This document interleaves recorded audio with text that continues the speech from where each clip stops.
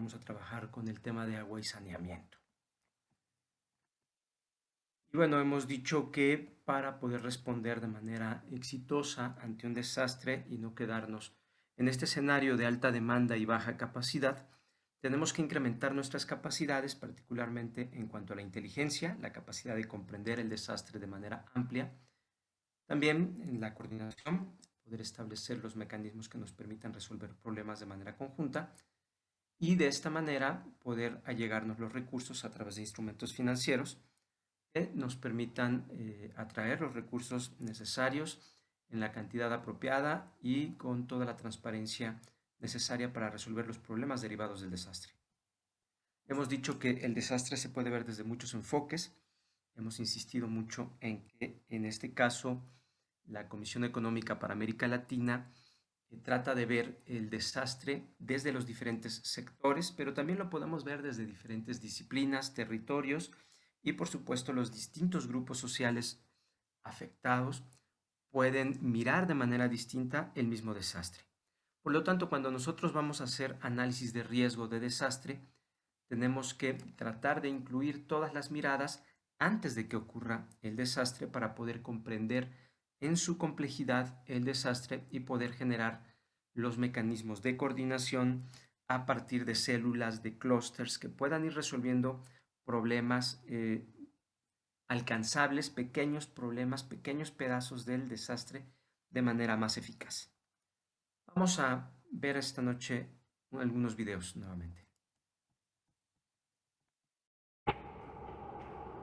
El término seguridad hídrica se refiere a grandes rasgos a la capacidad de una población dada para garantizar la disponibilidad y el acceso al agua, tanto en cantidad como en calidad, para satisfacer las necesidades humanas, ambientales e industriales. Veamos las dos voces que componen este término. La palabra seguridad procede del latín securitas, que a su vez se deriva de sinecura, que quiere decir sin cuidado o preocupación, y el sufijo tas, que denota cualidad. La seguridad es, por tanto, la cualidad de estar sin cuidado o preocupación. Algunos sinónimos de seguridad son certeza, certidumbre, confianza, convicción y evidencia. La seguridad se da, pues, cuando tenemos la certeza, confianza o convicción de que no corremos algún peligro o de que poseemos o tenemos suficiente abasto de algo y por lo tanto no tenemos cuidado de ello, es decir, no nos preocupamos. Tener ciertas cosas, aunque sean simbólicas, nos da seguridad, como la manta de este conocido personaje que en inglés se denomina Security Blanket.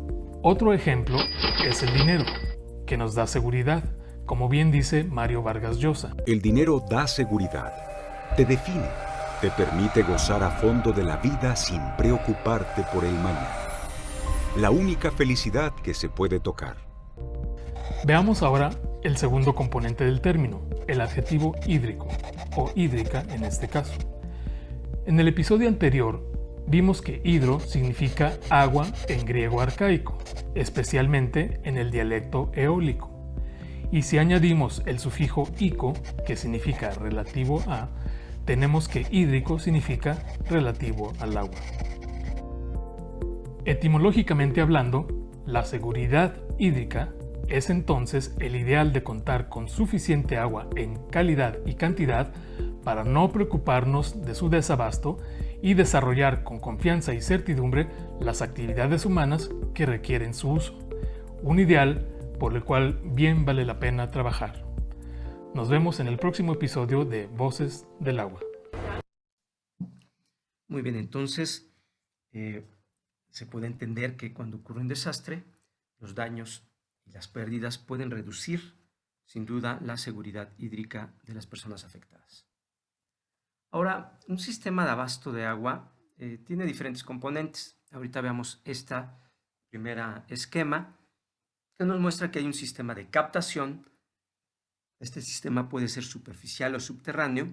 Después hay sistemas que conducen el agua hacia diferentes depósitos y de ahí a las comunidades, ¿no? Entonces, en términos generales, podemos tener diferentes componentes. Es un sistema que tiene diferentes componentes que están unidos a través de tuberías y que nos permiten obtener el líquido y distribuirlo. Entonces, este sería el primer caso. Entonces, cuando ocurre un desastre puede haber daños en la fuente, en el sistema de captación, en el sistema de conducción, en los almacenes, en los tanques y, por supuesto, en las redes de distribución más pequeñas. Mientras más arriba es el daño, pues mayor es el efecto. Es decir, si se daña la fuente, si se daña el sistema de captación y los conductores primarios y los tanques primarios, por supuesto, vamos a tener mayores efectos. Veamos otro video. Y son tantas las repercusiones que han tenido estos sismos del 7 y del 19 de septiembre. Por ejemplo, esto. Resulta que en Morelos dejó de brotar el agua de varios manantiales. Uno de ellos, el del famoso balneario de Agua Hedionda, en Cuautla, conocido por sus aguas sulfurosas, o como le llaman ahí la gente de la zona, aguas minero-medicinales. Las albercas están vacías y el balneario cerrado. Adriana Balasis hizo un recorrido. Los directivos del balneario Agua Hedionda evitan dar información al público y a la prensa. ¿Y por qué está cerrado? Está de mantenimiento. Pero es evidente que el caudal de 900 litros por segundo desapareció casi en su totalidad. Dicen muchos que se secaron. No había grandes cambios en la composición del agua hasta donde pudimos determinar, igual en Atotonilco, pero todavía estamos haciendo más análisis. Lo que sí cambió mucho fue la cantidad de agua que estaba saliendo. Estaba saliendo muy poca agua y parece ser que todavía ha disminuido más. Científicos de la UNAM y la Comisión Estatal de Agua realizan estudios para determinar lo sucedido. En esta zona de aguas termales, donde se dice que los indígenas teotihuacanos, tlahuicas y aztecas ya se bañaban desde antes de la conquista. En cuestión de estos manantiales, pues tenemos que ver realmente, o sea, si es una cuestión superficial, temporal, de que se hayan tapado algunos de los lugares donde fluyen, o si es una cuestión que va a parecer cercana, si se va a recuperar el manantial, o con estos estudios determinar si es algo más profundo.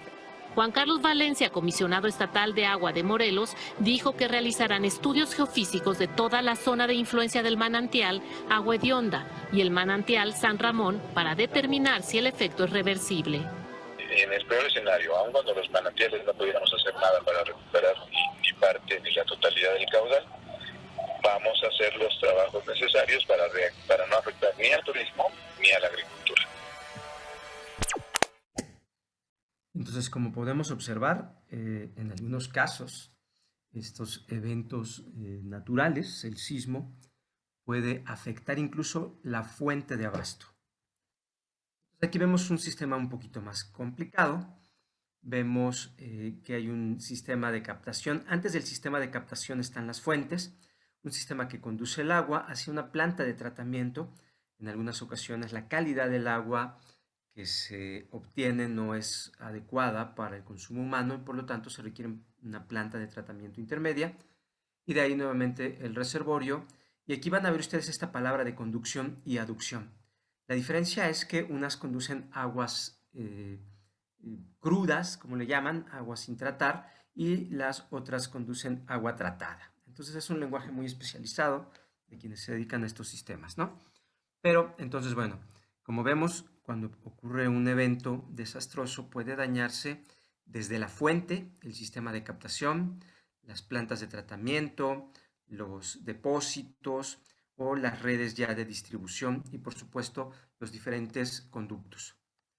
Aquí vemos otro caso donde la fuente es subterránea, es un acuífero subterráneo que requiere un pozo, una estación de bombeo, es decir, se extrae por medio de bombas el agua en este caso, y de ahí se puede ir a un reservorio y después hacia las comunidades. Esta es agua que cuenta con la calidad suficiente para consumo humano. Entonces, como verán, no requirió un sistema de tratamiento intermedio. Ahora, ¿Cómo se conectan? Y esto a lo mejor suena muy lógico, porque lo vivimos nosotros, pero ¿cómo se conectan el sistema de abastecimiento de agua y el sistema de saneamiento? El sistema de agua aguas negras, ¿no? Tenemos del lado izquierdo el sistema de captación, que puede ser una presa, como ocurre para la Ciudad de México. El sistema Cutzamala es un conjunto de presas. Después hay una planta potabilizadora, es decir, el agua no cuenta con la calidad apropiada para consumo. Después de ahí sale a un sistema de almacenamiento y al sistema de distribución en las ciudades, ¿no? Y vemos claramente que estos daños, repito, pueden ocurrir del lado izquierdo en todo este sistema de abasto, pero después de esto se utiliza el agua y es vertida hacia los drenajes. Entonces el consumo se vierte a través del alcantarillado. En la mayoría de los casos debería de existir una planta tratadora que retira gran parte de los contaminantes. Parte de esa agua puede ser reutilizada para riego, para riego de cultivos, y una parte pues se vierte finalmente hacia el mar o hacia otro tipo de embalse.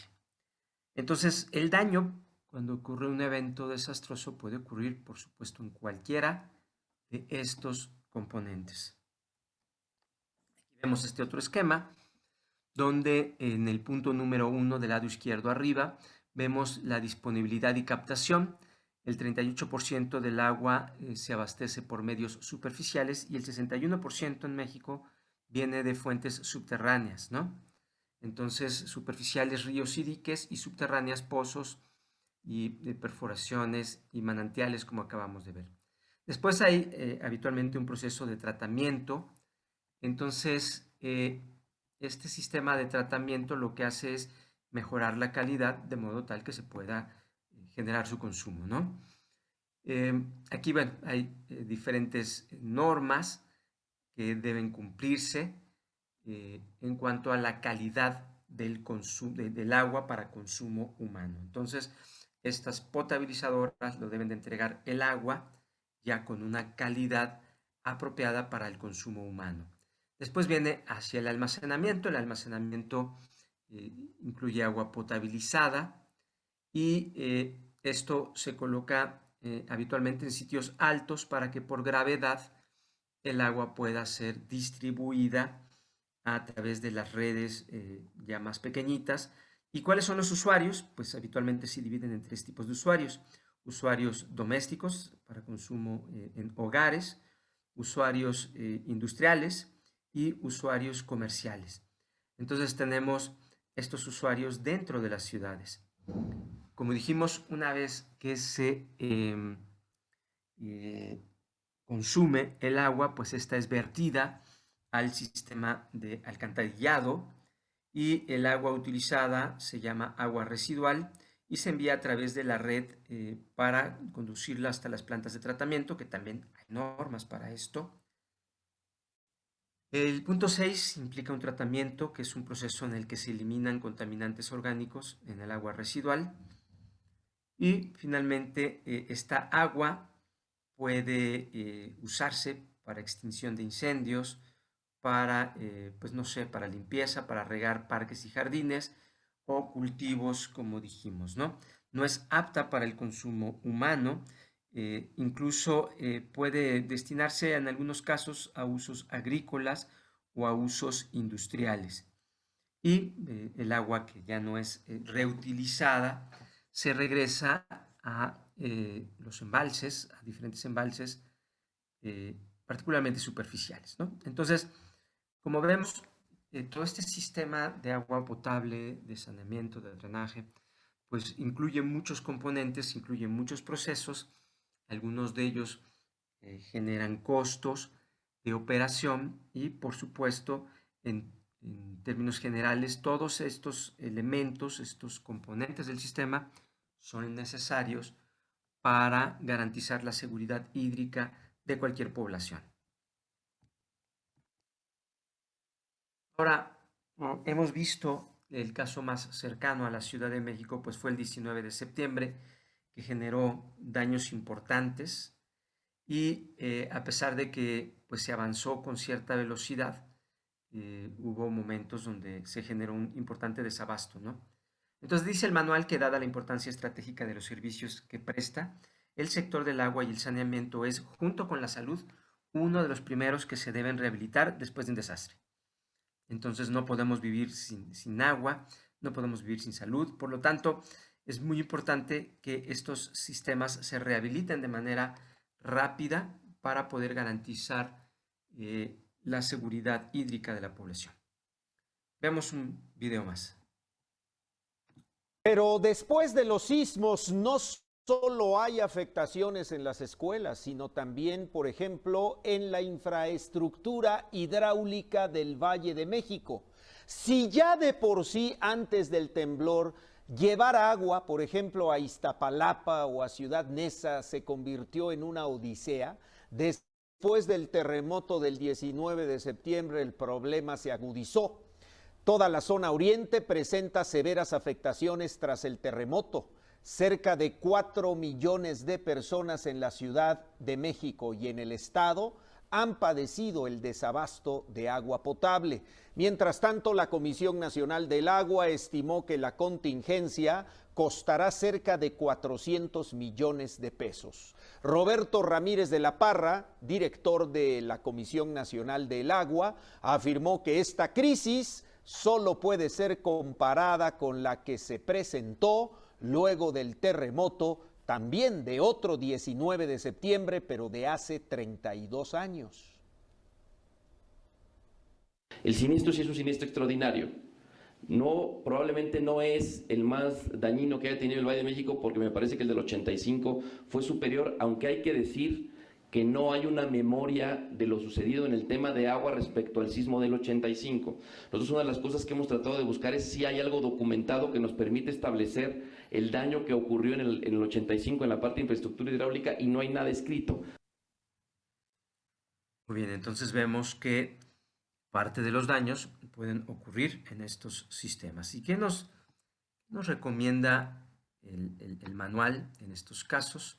Vemos, bueno, aquí líneas muy importantes de diámetros grandes que sufrieron daños y por tanto fue necesario cortar el suministro de agua para evitar más daños, porque pues evidentemente una fuga de este tamaño tiene la capacidad de generar destrucción y por lo tanto, bueno, el problema no es solamente las familias que son abastecidas particularmente por este ducto, sino algunas que pueden sufrir efectos también porque al momento en el que se genera esta fuga y se cierra el suministro, pues en algunos casos se afectan otros circuitos, otros sistemas que no sufrieron daño inicialmente. Entonces, ¿cómo es que el manual nos plantea esto, ¿no? Entonces nos dice que el grado de la crisis que se presenta con un desastre depende del nivel de vulnerabilidad de los sistemas, evidentemente, y a su vez depende básicamente de 4 factores. La ubicación, la calidad del diseño en cuanto a su calidad ingenieril, es decir, qué tan buen diseño tienen, la calidad de la construcción, qué también se hizo, con qué tecnología, con qué equipos, con qué materiales, y la calidad de la operación y mantenimiento de las obras. Entonces, si bien es cierto que viene el sismo, pues este sismo afecta a un sistema que tiene años, que en algunos casos ha sido afectado por hundimientos en la Ciudad de México, por deformaciones importantes, por tensiones derivadas de estos hundimientos que no son parejos, sino que son hundimientos diferenciales y que provocan estiramiento, daño, fractura en estos sistemas que evidentemente al ser expuestos a las vibraciones de los sismos, pues pueden sufrir mayores daños. Como ven, repararlas, ven ustedes, parte de la reparación consiste en envolver la tubería con otro tubo que permita mantener la continuidad. Entonces aquí pueden ustedes observar que en ocasiones, aquí es obvio que se rompieron estos 2 tubos y para repararlos se colocó este cilindro, este barril, que va unido con diferentes elementos para... Entonces, eso es algo interesante que pues, podemos visualizar. Entonces, no necesariamente se sustituye, por supuesto, todo el tramo, sino que en muchos de los casos se pueden utilizar técnicas para poder reparar, ¿no? Entonces, el manual nuevamente nos dice que según las características particulares de cada lugar, la complejidad de estos sistemas puede ser mayor o menor en lo que refiere a su estructura, amplitud, organización y administración. Por eso es necesario interiorizar sus características antes de comenzar la estimación de daños y de pérdidas, ¿no? Entonces, y además hay que entender que son tuberías pues, antiguas, ¿no? Muchas de ellas llevan muchos años de haberse instalado y por supuesto han estado sujetas a todas las características de daño previo. Entonces aquí vemos otros momento en el que están haciendo estas reparaciones. Repito, se coloca este barril para poder recuperar la continuidad de esta tubería dañada. Y dice, se requiere además delimitar el territorio afectado. Siempre hemos dicho, cuando vamos a hacer un análisis del desastre, pues tenemos que ver cuál es la zona afectada y obtener un conocimiento previo de la organización y el funcionamiento general en el ámbito de todo el país y del sector hidráulico o del sector agua potable. Aquí sabemos que en México la Comisión Nacional del Agua opera el Cutzamala, después cuando llega a la Ciudad de México el organismo operador, el sistema de aguas de la ciudad, SACMEX, hace también una operación de estas líneas y finalmente las alcaldías operan las redes de distribución, cuidan y protegen y se hacen cargo de las redes más pequeñas de distribución.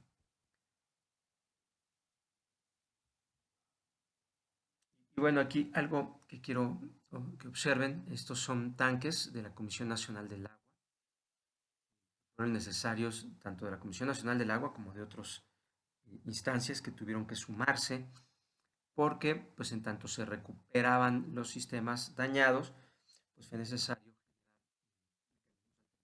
para poder entregar agua. Entonces, es de suma importancia conocer la estructura de las empresas prestadoras de los servicios mencionados, es decir, cuántas son municipales, estatales, privadas o mixtas.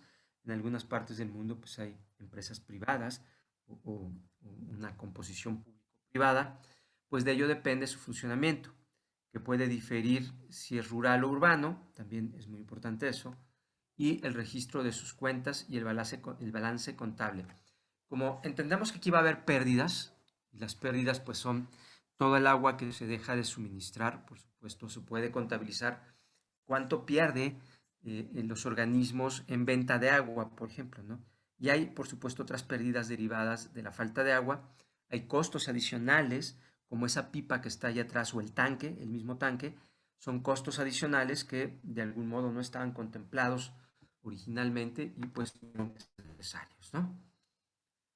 Aquí vemos otro aspecto muy interesante, cómo la gente puede generarle daños a los sistemas, es decir, no solamente es el daño del sismo, sino la misma gente, en ocasiones en su necesidad y desesperación por obtener agua, llegan a romper las tuberías en otros puntos o pues abrir en algunos pozos de visita.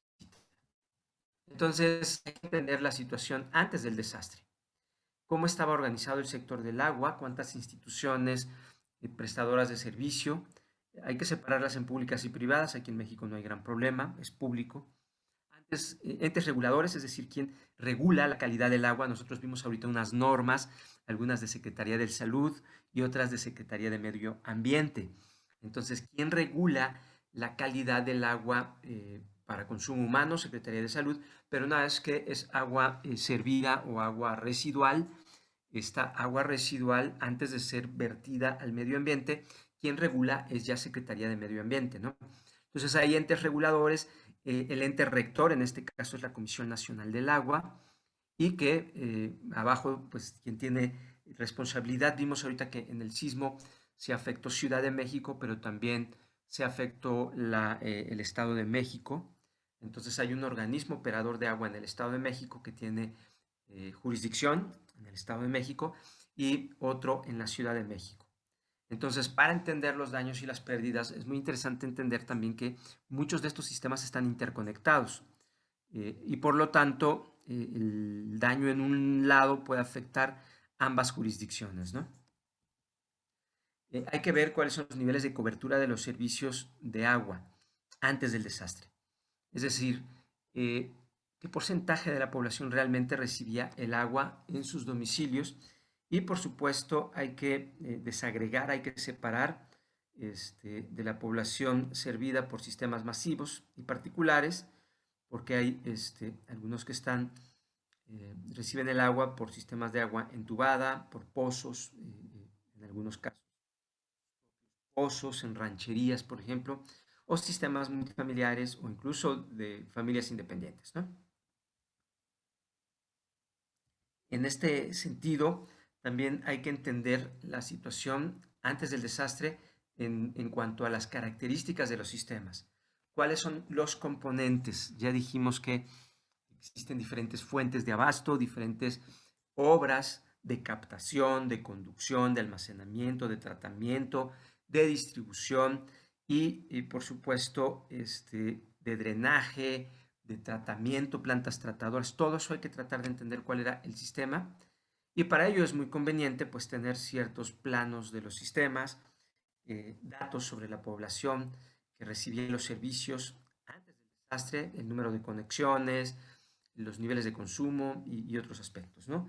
Planes de tarifas, es decir, cuánto paga cada casa y cómo es que se les cobra el agua, si es que hay subsidios, es decir, un pago por parte del gobierno en cuanto a los costos, niveles de recaudación, cuánta gente realmente paga el agua y pues cuánto se produce de agua y cuánto se factura. Entonces podemos ver que aquí esto nos está llevando nuevamente a construir una línea base. ¿Cuál era la facturación antes del desastre? ¿Cuál fue la facturación después del desastre? ¿Cuál era el consumo antes del desastre? ¿Cuál fue el consumo después del desastre? Nos permite, a partir de este principio de líneas base, poder identificar cuál fue la diferencia en el consumo y estimar el costo. Bueno, vemos que es un problema delicado porque esto es muy ineficiente. Por ejemplo, que llegue la pipa y la pipa le vaya abasteciendo tambo por tambo. Eso hace que la pipa tenga que estar parada y tarda más tiempo en ir llenando tambos o ir avanzando y entregando el agua. Lo ideal es tener, como lo vimos anteriormente, depósitos intermedios. Me regreso ahí. Esto es un depósito intermedio. Entonces, ¿qué ocurre? Esta cisterna llega a la pipa, la llena, vacía todo el agua y entonces la pipa se va por otro viaje y entonces ya después la gente va extrayendo, como ven aquí, el agua de estos tanques. Eso es útil porque detiene menos las pipas. Entonces, mientras más tiempo está parada la pipa, como vemos aquí que está abasteciendo pues prácticamente tambo por tambo o cubeta por cubeta, eso además de generar desperdicios, pues también le quita tiempo y hace que el sistema de emergencia sea muy lento, ¿no? Entonces, esto no es eficiente, aunque pues en ocasiones es necesario. Entonces, ¿cuál es la situación después del desastre? Es muy importante determinar los sistemas urbanos y rurales que se vieron afectados y cómo era su administración y su funcionamiento. Es decir, si se tuvo que cerrar todos los circuitos, a pesar de que puede haber zonas que no sufrieron daño, pues todos se ven afectados porque pues hay que cerrar el suministro de agua de la red para que se pueda reparar la parte que se dañó, ¿no? Entonces, ¿cómo está funcionando y cuáles fueron, por supuesto, los daños, ¿no? Las características de los daños en los sistemas afectados, técnicas y materiales empleados en la construcción de los componentes de los sistemas, si son tuberías de polietileno, de fierro fundido, de qué son las tuberías, ¿no? Y las facilidades de acceso a los componentes afectados, es decir, qué tan fácil podemos llegar a la tubería. Vimos los casos que les acabo de mostrar, pues es literalmente en la calle, Entonces se puede excavar y directamente se puede acceder, pero hay ocasiones en las que los tubos pueden ser muy profundos, como sería un caso que sería terrible del Cutzamala. En el Cutzamala hay zonas donde son túneles profundos, ¿no? Entonces, ¿qué tan fácil es repararlos y qué tan fácil es acceder a estos sistemas? Es uno de los factores importantes. Definir si el desastre afectó el proceso de tratamiento de agua potable, es decir, la potabilización, lo que se traduciría en requerimientos adicionales de productos químicos. Es decir, si el agua no tiene la calidad suficiente, pues se va a requerir cloración, reactivos o equipamiento, incremento de los insumos o consumo intermedio de las empresas. Es decir, si el proceso de tratamiento se vio afectado, la planta tratadora, pues puedes hacer uso de esa agua, la puedes tratar, la puedes potabilizar en el lugar con plantas de emergencia, pero también puedes hervirla. Dependiendo la calidad, se van a requerir nuevos insumos para que la población pueda acceder a agua de calidad, ¿no? Y eso, por supuesto, tiene un costo. Entonces vemos esta parte más eficaz, donde ya se ve ahí unas cisternas, y vemos otra cosa que es importante, que es la manipulación del agua por parte de las personas, ¿no? Aunque no lo querramos, le metemos la mano o estamos respirando o está cayendo el polvo sobre las mismas cubetas. Y esto hace que, bueno, la calidad pueda verse deteriorada, ¿no? Entonces, hay que determinar la capacidad remanente, es decir, qué tanta capacidad tiene todavía el sistema y el nivel de producción y facturación después del desastre. Hay que ver si todavía se puede abastecer el agua a ciertas zonas y si es que hubo un incremento en el costo del agua, estimación del tiempo que se va a tardar en repararse los sistemas, eso también es algo importante, o el tiempo que estuvieron dañados, ¿no? Es decir, en el momento que estamos en la emergencia nos interesa saber cuánto tiempo va a durar esto, pero también una vez que pasó la emergencia y estamos haciendo la evaluación, pues cuánto tiempo se requirió anteriormente, ¿no?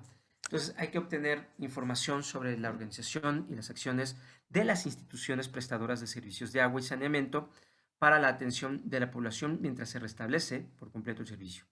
Dichas medidas, como lo estamos observando, pueden ser el uso temporal de plantas desalinizadoras. Vimos en la otra materia una planta que produce agua del aire, ¿no? Eso ocurre en lugares donde hay altas temperaturas y humedad, es decir, en las costas. Pero en Ciudad de México tal vez no es tan eficaz, ¿no? O una desalinizadora, pues es una planta profesional que va a hacer del agua mar, por ejemplo. Aunque es un proceso caro, puede ser menos caro que transportar agua desde lugares lejanos, ¿no? Entonces, puede haber provisión de agua en camiones cisterna, pipas, como le llamamos nosotros, o incluso agua embotellada, y determinar las medidas de rehabilitación de los sistemas, es decir, qué se va a hacer para reparar y hacer que el sistema vuelva a funcionar. Veamos un video más. Autoridades de Morelos analizan los medios para recuperar el caudal del manantial San Ramón que alimenta el balneario del mismo nombre y dota de líquido al módulo de riego Unión Cuenca de las Fuentes desde la perforación de pozos hasta la inyección de cemento en el subsuelo. El titular de la Comisión Estatal del Agua, CEAGUA, Juan Carlos Valencia Vargas, y el presidente del balneario San Ramón, Vicente Ayala, sopesan tres alternativas: profundizar la poza, donde el manantial se encontraba originalmente, para bombear un caudal que pueda abastecer al balneario y parte de la zona de riego; perforar dos pozos de entre 100 y 120 metros de profundidad para obtener un mayor flujo destinado al balneario e inyectar una mezcla de bentonita, cemento y agua en el subsuelo para generar una pantalla subterránea que eleve la carga hidráulica del acuífero y así inducir una descarga natural similar a la que se tenía antes del sismo del 19 de septiembre pasado. Por otra parte, apuntó Valencia Vargas, que se ha trabajado de manera coordinada con el IMTA, con la CONAGUA, en la búsqueda de más alternativas para mitigar el impacto.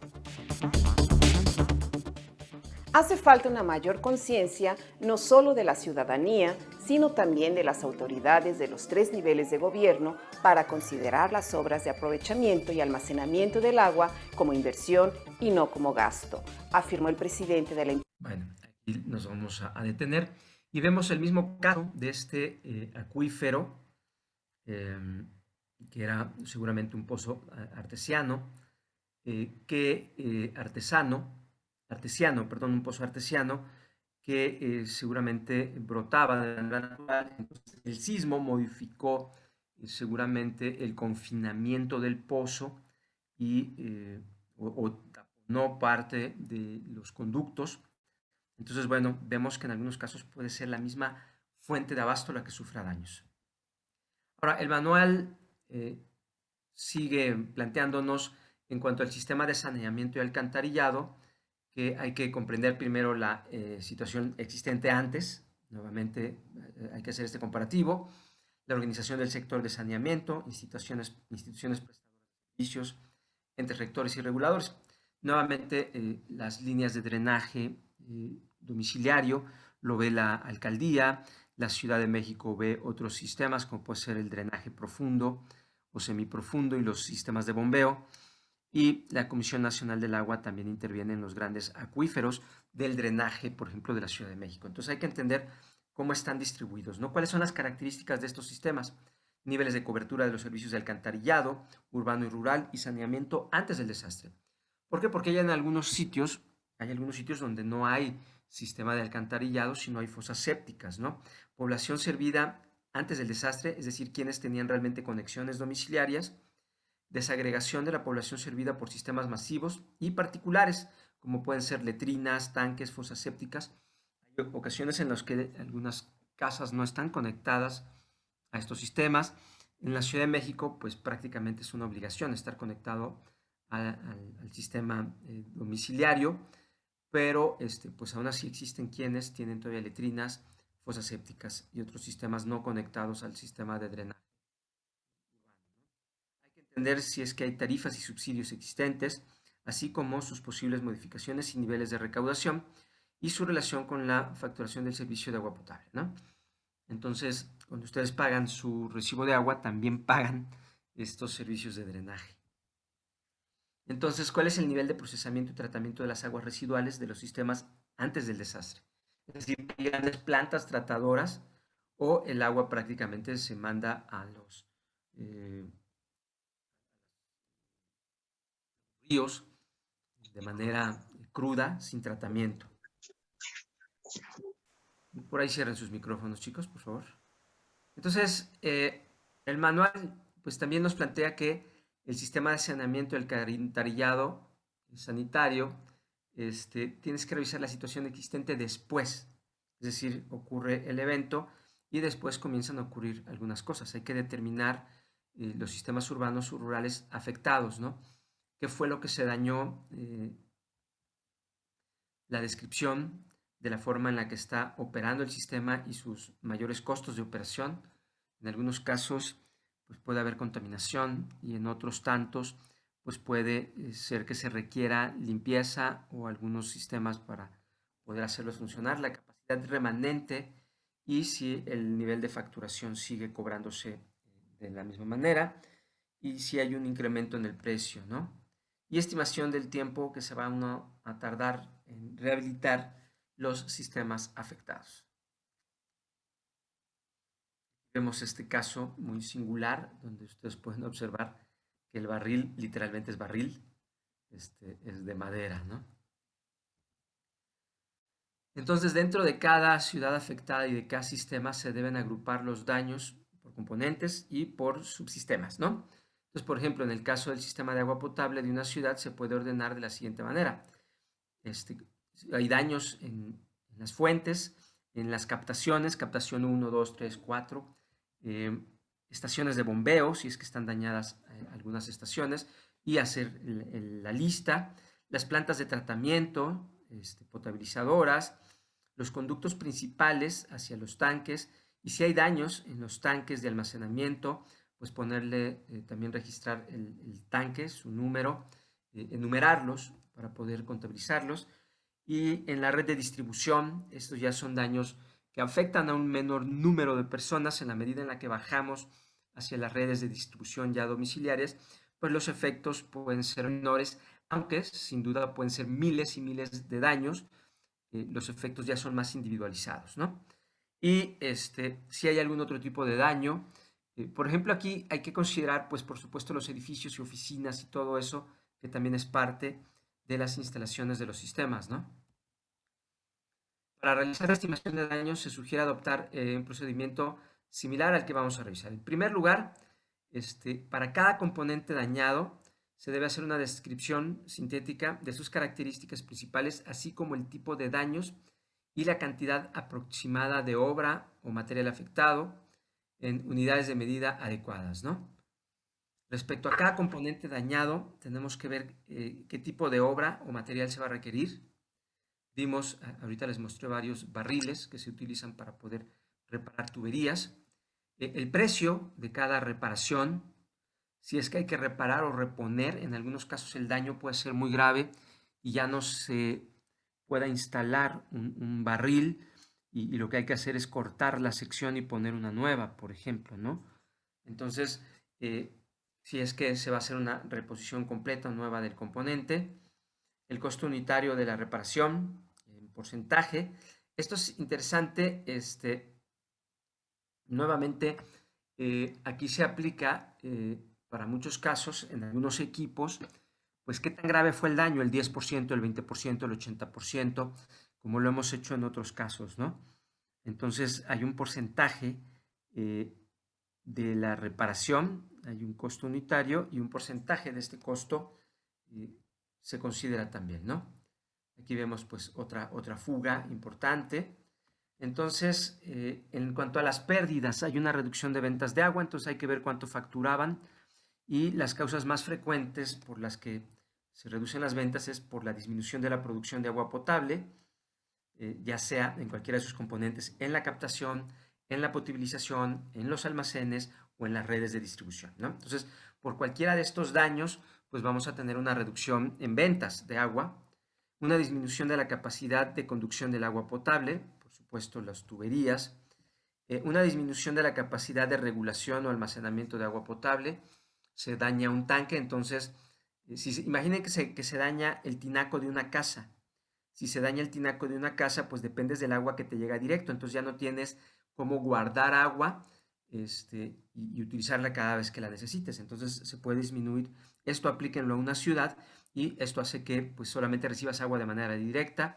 La disminución del consumo del agua potable, es decir, que la gente deje de consumir agua, lo cual es raro en estos casos porque por la limpieza habitualmente se requiere consumir más agua, ¿no? Aquí vemos esta geyser. Estos son del sismo 2017. Los costos adicionales y actividades asociadas a la prestación temporal del servicio. Entonces hay costos adicionales para garantizar el servicio. Entonces distribución de agua por pipas o por otros medios. Incluye el agua embotellada, por ejemplo. Adquisición o renta de equipos y maquinaria. Se requieren equipos, maquinaria, como plantas potabilizadoras, tratadoras. El mismo costo de las reparaciones, el colocar reparaciones en líneas, los cambios en los procesos de tratamiento de agua. Si, por ejemplo, se daña una planta tratadora y de emergencia, pues hay que poner un sistema distinto, hay que traer un sistema móvil tal vez, plantas de emergencia, pues eso tiene otros costos. Sobreuso de materiales e insumos de inventario para atender esta rehabilitación. Entonces, pues vamos a tener que sacar todos los materiales, todos los vehículos, todo lo que haya disponible para reparar fugas y, por supuesto, también las horas extra que vamos a tener que pagarle al personal. En algunos casos lo vas a hacer con el personal del mismo gobierno y en algunas otras ocasiones vas a tener que contratar empresas externas que vengan a hacer el trabajo porque te viste rebasado. Entonces, cuando se es rebasado el sistema en su capacidad, habitualmente hay un área que repara fugas, pero pues repara un cierto número de fugas y tiene una cierta capacidad. Cuando ocurren muchas, pues lo que se requiere es traer personal, equipo y materiales de otros lados y se pueden generar contratos, ¿no? Ahora, en cuanto al sistema de alcantarillado y saneamiento, es necesario revelar los costos y los cambios en la facturación de los servicios, ¿no? Actividades asociadas a la rehabilitación, como trabajos de inspección de la red, adquisición de equipos, maquinaria y reparación, entre otros. En algunos casos, para ver si se dañó la tubería, si no estás en temporada de lluvia, pues metes cámaras. Entonces puedes utilizar diferentes tipos, algunos de ellos a partir de sonidos, pero bueno, se requiere hacer una inspección. Recuerden que estas tuberías están enterradas, entonces es muy complejo, a menos que ocurra esto, que brote el agua a la superficie, es muy difícil saber si se dañaron. Entonces también puede haber aumentos en el costo del tratamiento del agua, en este caso ya es agua residual. Entonces, si se daña una planta tratadora de aguas residuales, pues puede requerirse otro tipo de tratamientos de emergencia. Va a haber, por supuesto, una reducción de la capacidad en el tratamiento del agua. Incluso puede haber un vertido de agua hacia nuestros vasos de agua y eso puede pues, generar una contaminación. Nivel de facturación después del desastre. Esto habitualmente en México no están, aunque en el recibo vienen, si tú te fijas en tu recibo vas a ver que hay un costo por el uso del drenaje, pues habitualmente es la misma facturación la que te cobran, ¿no? Y porque es habitualmente el mismo organismo operador del agua. Un solo organismo se hace cargo de entregarte agua potable y del drenaje. Entonces, no son organismos necesariamente separados, ¿no? Y por cuánto tiempo vamos a tener que estar aguantando esto. Y pues también hay que pagar seguros. En ambos casos, si está asegurado el sistema, que no siempre ocurre así, pues hay que pagar los deducibles de los seguros. Adelante, Reyes. Disculpe, maestro, ¿qué opina de ay, ¿cómo se dice? De las nuevas, bueno, de lo que está de los calentadores solares con el agua? ¿Cree que haya problemas de sanidad en esa cuestión? Porque yo últimamente he escuchado opiniones de que al estar con los tanques, bueno, de ese tipo de suministro de calentadores de solares, dicen que sale como que apestosa y un poco más sucia. ¿Habrá problemas de sanidad en esa cuestión, maestro? Pues mira, yo utilizo calentador solar, entonces nunca he tenido ese problema. No tiene mucho que ver con el tema, aunque puede ser adicional, ¿no? Es decir, una cosa es que recibas agua en tu casa y otra cosa es que recibas agua caliente y agua que puedas usar. Y eso, sobre todo en sitios donde el clima puede ser severo, resulta importante también, aunque ya está conectado con otros sistemas como podría ser el abasto de gas, por ejemplo, ¿no? Entonces, bueno, no, que yo sepa, no genera problemas. Yo nunca he tenido ningún problema de ese tipo. Y bueno, sí ahorra uno mucho gas. Pero por otro lado, es importante ver el tema completo. Si estamos en un lugar donde el clima resulta un problema y la temperatura del agua es importante para uso doméstico, pues ya el tema del agua caliente se vuelve un problema también, ¿no? Ahora, hemos dicho que para analizar esto y para resolver esto, pues se requieren clústeres, ¿no? Entonces, estos clústeres, repetimos nuevamente, pueden ser por territorio. Lo importante de esto es que siempre construyamos estos clústeres. Es parte, decíamos nosotros, ¿recuerdan la parvada? Entonces, la parvada se va a autoorganizar a partir de pequeñas instrucciones. Bueno, cada uno de estos clústeres va a tomar unas cuantas decisiones que en su conjunto, cuando ya son muchas, pues pueden resolver el problema para bien o para mal. Entonces, la evaluación tiene que ser una evaluación rápida, sistemática, la podemos dividir por territorios y ahorita vamos a ver cómo intervienen diferentes sectores en este problema, incluso disciplinas. Acabamos de ver, por ejemplo, una cosa es la norma de agua para consumo humano, que interviene una norma de la Secretaría de Salud, y para el tema de medio ambiente, pues ya intervienen otras personas para el tema del tratamiento de aguas residuales, ¿no? Entonces pueden ser distintas disciplinas y por supuesto los diferentes grupos de personas afectadas sin duda pueden actuar para bien o para mal. Ahorita vamos a ver. Por lo tanto, tenemos que tener un plan de intervención. Ahora, hay fugas. Y aquí les pongo este caso donde es un mismo sector Entonces, la Comisión Nacional del Agua repara las grandes fugas, el sistema de agua de la Ciudad de México repara las intermedias y en este caso las alcaldías reparan las pequeñas fugas. Pero ¿qué ocurre cuando son muchas y la alcaldía ya no tiene la capacidad o el sistema de aguas de la Ciudad de México no tiene la capacidad de reparar todas? Pues intervienen la Comisión Nacional del Agua también a reparar fugas junto con ellos, ¿no? Entonces, o para la distribución del agua. Ahorita vamos a ver el otro caso. Entonces, este es un clúster donde una vez que se identifican todas las fugas, se requiere recursos. Entonces, si la alcaldía no puede repararlas, si el sistema de aguas de la Ciudad de México no puede, o si la Comisión Nacional del Agua no puede, se requiere entonces dinero para contratar a otros actores, particularmente empresas privadas, constructoras, que se hagan cargo de reparar fugas.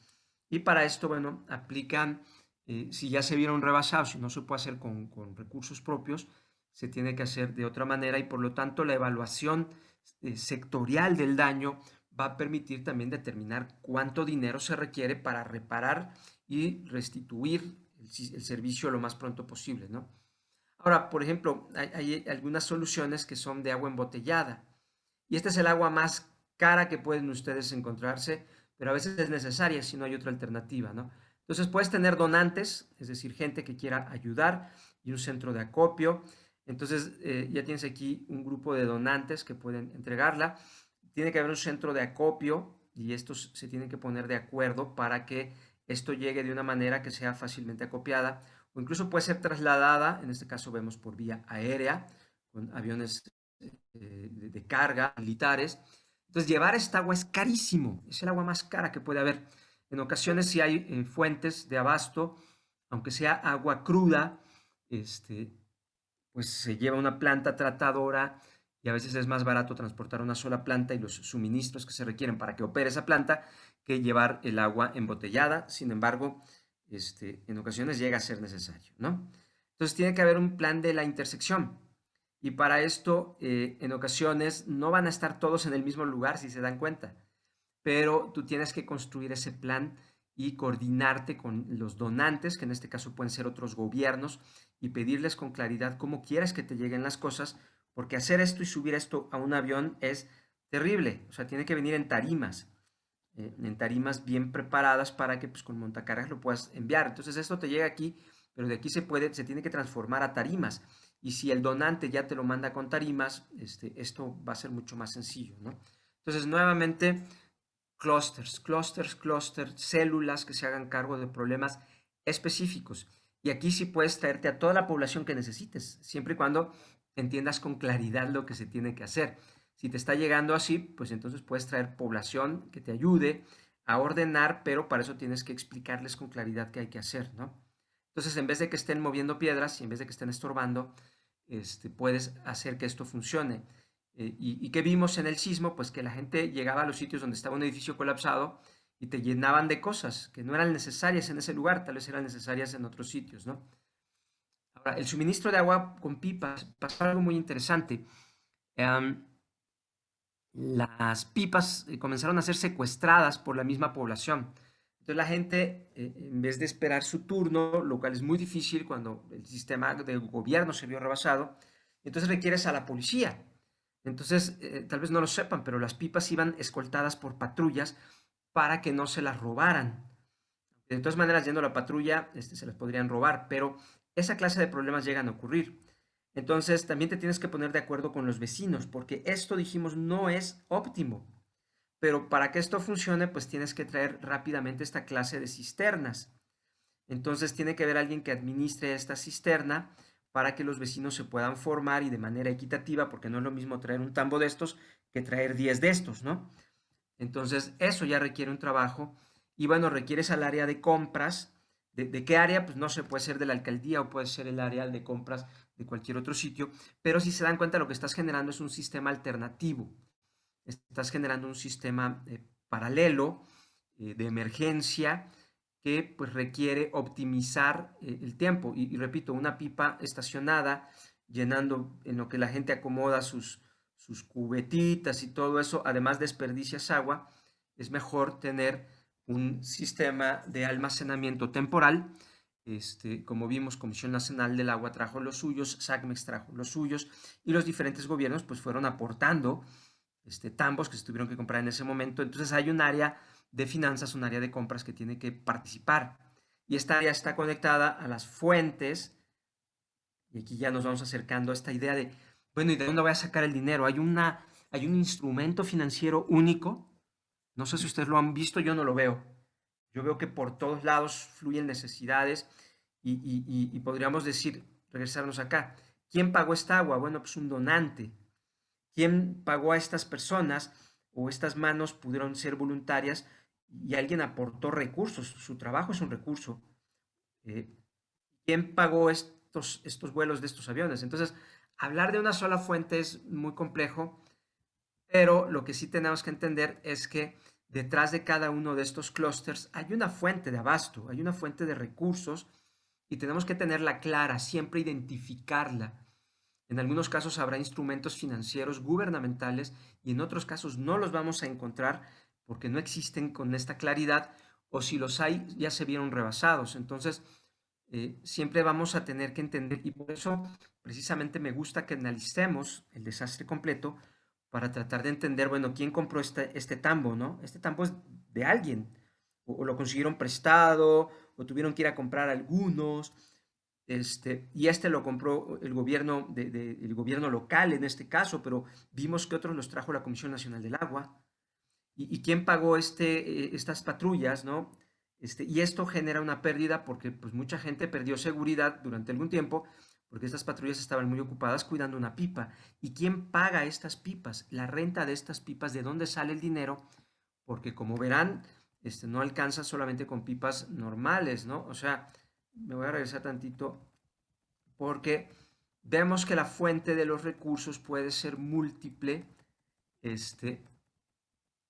Aquí vemos, estas personas no se ve que sean de un área en particular, más bien parece que la Comisión Nacional del Agua lo mandó sus propios equipos, pero también pudo haber sido una empresa privada la que se hiciera cargo, ¿no?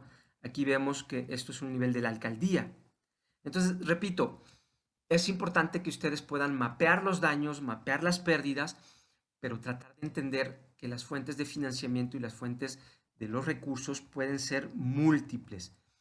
Y por lo tanto, dependiendo de cuál sea tu nivel en toma de decisiones, lo importante es siempre que entiendas que tienes que construir clústeres, que esos clústeres pueden ser con diferentes órdenes de gobierno o con diferentes instancias, incluso en diferentes territorios, pero que siempre tienes que entender que para resolverlo, tu herramienta es la coordinación, es la inteligencia, saber qué problema hay y entonces empezar a construir estos equipos.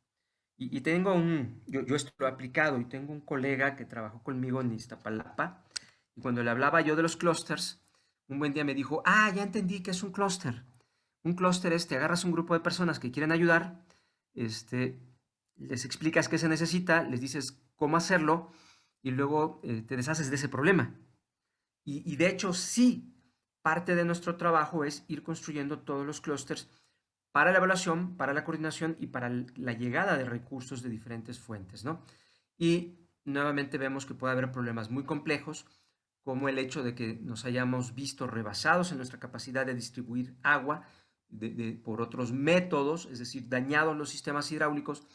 Es muy difícil construir un sistema paralelo y la población puede actuar para bien, organizadamente, o puede secuestrar las pipas y bueno, entender que estamos habilitando un sistema. Esto también sirve para la otra materia. Estamos habilitando un sistema provisional. Entonces, aunque no esté conectado todo, son instalaciones provisionales. ¿Qué es esto? Esto es un tanque provisional de almacenamiento y de distribución. ¿Y esto qué es? Es una línea de conducción móvil, sí, porque no puedo conectar un tubo, el tubo se rompió. Y esto es una red de distribución domiciliaria. Entonces, ¿cómo se construye un sistema paralelo, emergente? Pues tenemos que entender primero cómo era el sistema original y esta pipa pues va a ir a las garzas, va a ir a los pozos, a la fuente, si es que no se dañó la fuente, como vimos el caso de Morelos. Si se te dañó la fuente, entonces sí, el tema es mucho más complejo, ¿no? Pero si no se dañó la fuente, va a ir a la fuente. En vez de un tubo tienes esto. Y además lo tienes que cuidar. Y en vez de los tanques de almacenamiento tienes esto. Y en vez de la red domiciliaria tienes esto. Entonces, cuando tú comprendes, por eso comencé esta clase explicándoles el sistema completo, cómo están las diferentes piezas. Entonces, tú tienes que ver en dónde ocurrió el daño, cuál es el daño que ocurrió. Y a partir de comprender ese daño, si es una línea de distribución domiciliaria, si es una línea de distribución primaria, entender cuánto tiempo va a durar este problema. A partir de ello puedes elaborar sistemas alternos que reemplacen lo que había. Pero entonces esto es un costo adicional. Aquí no estás reconstruyendo, tampoco estás reparando. Son costos adicionales que tienen que ser contabilizados en la evaluación del daño y de la pérdida, en el costo del desastre, y que, por supuesto, al ser contabilizados, nos van a permitir planear de mejor manera nuestros instrumentos financieros. Y sobre todo ver que no somos machos, pero somos muchos, y que en la medida en la que comprendemos la complejidad de estos problemas y entendemos que estamos colocando un sistema paralelo, pero que no tenemos todo el dinero para hacer todo lo que queremos, pues buscar las fuentes alternativas. Yo, por ejemplo, cuando estábamos en esto, lo que pedí, cuando me hablaban de otros gobiernos, de mis amigos que trabajaban en otros gobiernos, para decirme qué necesitas, como no teníamos muchos rescates que hacer, le decía, mándame tus pipas de bomberos. Me hablan bomberos, les decía, mándame pipas, porque necesitamos distribuir. Y mándamelas con gasolina, con combustible, porque tampoco nos sobra el dinero para pagar el combustible.